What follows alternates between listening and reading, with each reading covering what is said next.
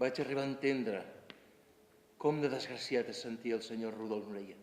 Ja queda poc perquè l'últim viatge de Rudolf Nureyev vegi la llum a Catalunya. L'obra escrita i dirigida per Martí Pere Ferrer es va estrenar a Mèxic anteriorment i ara ho farà el dia 7 i 8 d'octubre al Centre Cultural La Mercè, un espectacle que tanca la trilogia d'obres basades en els artistes Vincent van Gogh, Tennessee Williams i Rudolf Nureyev.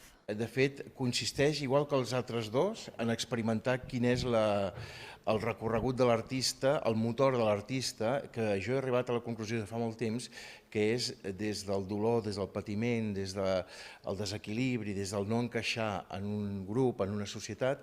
Si això ho canalitzes cap a alguna branca artística, apareixen els genis, els creadors, no? L'espectacle és una coproducció internacional de la companyia gironina, el Teatre Blau i el Festival Internacional FITSA a Mèxic. En el cas de Nureyev, el que venim a explicar és que ell va tenir un moment donat que decidir entre la seva vocació, la seva passió i el seu país i la seva família.